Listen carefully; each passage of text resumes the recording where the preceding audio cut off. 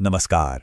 आज हम एक ऐसी डरावनी कहानी की दुनिया में चल रहे हैं जहां हर कदम पर धोखा है, बदला है और मुक्ति की एक अजीब सी तलाश है। ये सब कुछ शुरू होता है एक अंधेरे घने जंगल से। तो चलिए इस रहस्य को परत दर परत खोलते हैं।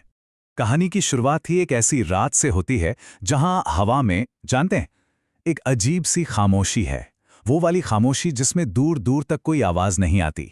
और यही डरावना माहौल कहानी के हीरो कुणाल के सफर का बैकग्राउंड तैयार करता है।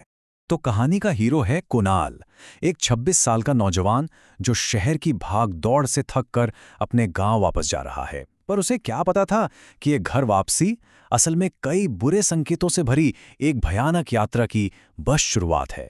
सोचिए, कुणाल पूरे 4 साल बाद अपने दूर दराज के गांव जा रहा है, लेकिन किस्मत को कुछ और ही मंजूर था।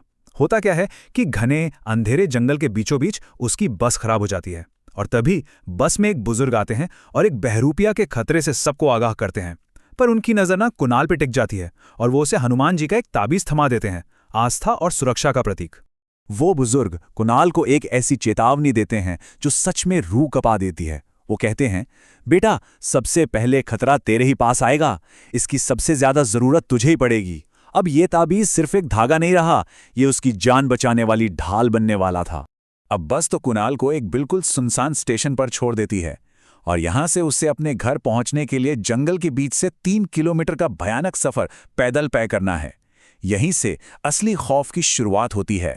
जंगल की उस खामोशी में कुणाल को बहुत जल्द एहसास हो जाता है कि वो अकेला नहीं है। लाल चमकती आंखों वाली काली परछाई उसका पीछा करने लगती है। मतलब बुराई ने अपनी पहली दस्तक दे दी थी। और यहीं पर आस्था और डर के बीच पहली सीधी टक्कर होती है। जैसे ही कुणाल उस ताबीज को छूता है, उसे एक हल्की सी पॉजिटिव गर्माहट महसूस होती है और दूसरी तरफ उस परछाई की मौजूदगी से उसकी रीढ़ में ठंड दौड़ जाती है। फिर जैसे ही ताबीज से हल्की सी रोशनी निकलती है, वो साया एक भयानक चीख के साथ पीछे हट जाता है। कुणाल किसी तरह जब अपने घर पहुंचता है तो उसका सामना एक नए खौफ से होता है, उसके अपने ही परिवार के डर से। दादाजी दरवाजा खोलने से साफ इनकार कर देते हैं। उन्हें डर है कि बाहर खड़ा शख्स कुणाल है ही नहीं, बल्कि कोई बहरूपिया है। उनकी कांपती आवाज में सवाल था, हमें कैसे यकीन हो कि ये तुम हो, वो रात वाली परछाई नहीं? तो अब कहानी उस मोड़ पर आ गई है जहां इस खतरे की असली पहचान सामने आएगी और साथ ही उसे बचाने वालों की रहस्यमयी पहचान भी। तो आखिर ये बला है क्या? देखें, भारतीय लोक कथाओं में छलावा एक ऐसी आत्मा होती है जो अपना रूप बदल सकती है। वो अक्सर किसी अपने का रूप लेकर यात्रियों को धोखा देती है और यही डर कुणाल के परिवार को उसे अंदर आने से रोक रहा है। अब बेचारा कुणाल क्या करे? हताश होकर वो पुराने हनुमान मंदिर की ओर भागता है। गांव वालों का मानना है कि ये एक ऐसी सुरक्षित जगह है जहां कोई बुरी आत्मा घुस नहीं सकती और वहां उससे मंदिर का पुजारी मिलता है जो उसे बचा लेता है। लेकिन कहानी में ट्विस्ट तो अब आता है। जब कुणाल सुरक्षित घर पहुंचकर अपने दादाजी को बताता है कि पुजारी ने उसकी जान बचाई, तो एक ऐसा सच सामने आता है जो उसके पैरों तले जमीन खिसका देता है। दादाजी हैरान होकर कहते हैं, ये कैसे हो सकता है? उस मंदिर के पुजारी, उनकी तो 1 साल पहले ही रहस्यमयी तरीके से मौत हो गई थी। और यहीं से एक बहुत बड़ा सवाल खड़ा होता है। अगर पुजारी खुद एक आत्मा था, तो फिर असल में कुणाल को किसने या किस चीज ने बचाया? इस सवाल का जवाब अतीत में छिपा है। अब वक्त है इस कहानी के पीछे छिपे गहरे राज को जानने का। आखिर ये गांव श्रापित क्यों है? चलिए अतीत के पन्ने पलटते हैं। पूरी कहानी की जड़ें 5 साल पुरानी हैं। तब भैरव सिंह नाम का एक क्रूर जमींदार गांव में आतंक मचाता था। 4 साल पहले उसने मंदिर की जमीन हड़पने के लिए पुजारी की हत्या कर दी। इसके जवाब में गुस्साई भीड़ ने भैरव सिंह को मार डाला और अब वही भैरव सिंह की बदला लेने वाली आत्मा छलावा बनकर पूरे गांव को परेशान कर रही है। तो मतलब इस कहानी में 2 आत्माएं हैं, एक भैरव सिंह की जो अब बदला लेने वाला छलावा बन चुका है, और दूसरी उस मारे गए पुजारी की।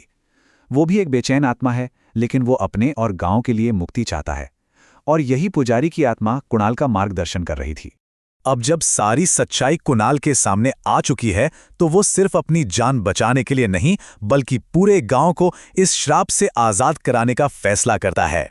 पुजारी की आत्मा कुणाल को छलावा को हराने का एक रास्ता बताती है, एक मिशन, उसे भूता पीपल के पेड़ के पास जाना है, जहां अक्सर आत्माओं का बसेरा माना जाता है। वहां उसे भैरव सिंह के बिखरे हुए अवशेष खोजने हैं और फिर उन अवशेषों को आग से नष्ट करके उस आत्मा को हमेशा के लिए मुक्त करना है। और फिर होता है वो अंतिम टकराव। छलावा अपनी पूरी ताकत से कुणाल पर हमला करता है और उसे जमीन पर दूर फेंक देता है। एक पल के लिए तो ऐसा लगता है कि सब खत्म हो गया। लेकिन किस्मत का खेल देखिए, यही हमला कहानी का सबसे बड़ा टर्निंग पॉइंट बन जाता है। कुणाल ठीक उसी जगह पे जाकर गिरता है जहां जमींदार की टूटी फूटी हड्डियां बिखरी पड़ी थी। विडंबना देखिए, उस आत्मा ने अपने ही हमले से खुद अपनी तबाही का रास्ता खोल दिया। अपनी बची खुची हिम्मत जुटाकर कुणाल अपनी लालटेन उन हड्डियों पर फेंक देता है और उन्हें पवित्र आग में जला देता है, और इसी के साथ उस बुरी आत्मा को हमेशा के लिए मुक्ति मिल जाती है। और बस इसके साथ ही गांव को परेशान करने वाली भटकती आत्माओं की संख्या हो जाती है 0। पुजारी और भैरव सिंह दोनों की आत्माओं को मुक्ति मिल जाती है और गांव में सालों बाद फिर से शांति लौट आती है। ये कहानी हमें एक गहरे सवाल के साथ छोड़ जाती है। जब हम किसी बहुत बड़ी बुराई का सामना कर रहे होते हैं, तो क्या मदद उन जगहों से भी आ सकती है जिनकी हमने कभी कल्पना भी नहीं की होती? शायद अलौकिक दुनिया से भी।